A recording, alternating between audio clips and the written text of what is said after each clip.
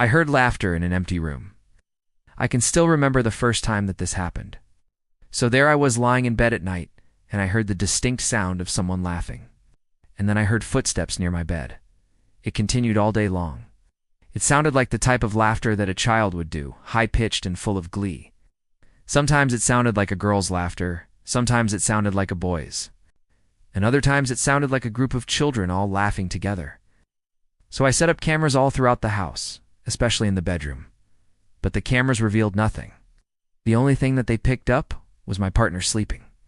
I would chase it down the hallway and into another room, but then it would stop. Other times I would find my bedroom door wide open and my entire house would be silent. Then I would slowly approach my bedroom, and as soon as I neared the door, the laughter would start again. But after I accepted that it was probably all in my head, things started to get better. That doesn't mean that the laughter stopped. I can still hear it sometimes when I'm trying to sleep, but it doesn't bother me anymore. I know that it's not real. On some of the recordings, you could hear the laughter. So I went to the priest. But there were things that I didn't tell him, things that I've never told anyone. I can hear my phone recording and my bedroom door creaking open on its own. Sometimes when I wake up, I can hear my partner talking in his sleep. And when I listen closely, I can hear him saying, "Please leave." I don't know if this is important to the story, but maybe it is. But before he came, I had to prepare the house for him to do the ritual. When it was my turn to speak, I told her about everything that I experienced. The voices, the laughter, the feelings of dread, the isolation, the fear. I explained how it made me feel and how it still makes me feel. But as I was explaining it, I realized that I was holding back. There was a lot that I didn't tell her, things that I've never even told my partner. This meant that I had to go through every single room and bless it with holy water. I can still remember the helplessness I felt. There were times when I would spend days in my bedroom. I wouldn't leave. I would skip work and school, and I would eat food that was delivered to me. I would sit on the floor, curled up into a ball, and I would cry for hours. And each time I cried, the laughter would get louder. It was like they could hear me crying, and they were enjoying it. I thought that I was crazy when I did this, because there was no way that my house was haunted. Or was there? And every single time, my partner would stir in his sleep, but he would always continue sleeping. None of the cameras picked up any movement, or anyone entering or exiting the room, and not a single camera caught the source of the laughter. And then I felt something brush up against my leg. There were times when I would come home to find my voice recorder and my phone fully drained of battery, yet they would still have the exact same files on them. There were times when I would listen back to these recordings and the laughter would seem to come from different directions. It would sound like it was right next to me, behind me, above me, below me, to the left, to the right. I froze as I listened intently to hear if anything else broke.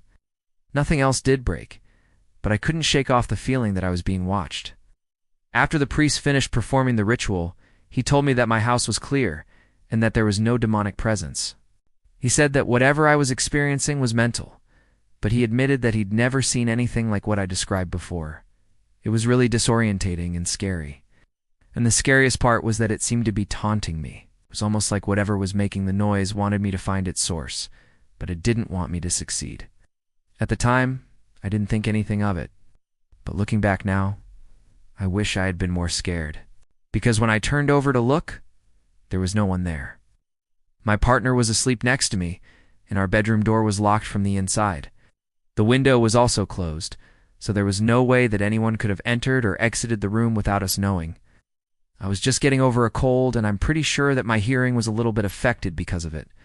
So when I heard the laughter, I assumed that someone was playing a prank on me. After I got over my cold, the laughter stopped. But then it started again a few weeks later, and then it never stopped. I don't know if this is important to the story, okay, but I used to be bullied a lot as a kid, and the kids that bullied me were really cruel. They would often isolate me and make fun of me by pretending to be friends with me and then laughing afterwards. I moved furniture, checked behind pictures, under beds, in closets, in the attic, in the basement, in the walls, in the floors, in between the floorboards, behind appliances, underneath appliances, on top of appliances. You get the picture. I checked everywhere I possibly could think of, but each time I found nothing. So when I heard this laughter, I assumed that it was them. But then I started to wonder, How were they even getting into my house? Was someone letting them in? But if so, why? What did they gain from tormenting me? Were they trying to drive me insane? At this point, I became obsessed with trying to identify where the laughter was coming from. I tried everything that you could possibly try. It was around this time that I decided to take matters into my own hands. But the laughter wasn't even the worst part. Oh, that title definitely goes to the audio recordings. There were times when I would swear I would find the source of the laughter. At one point, I became so desperate to end this that I booked an appointment with a priest to perform an exorcism on my house. As I was sprinkling holy water around my bedroom, I heard a loud crash in the kitchen. To this day, I still haven't found the source of the laughter.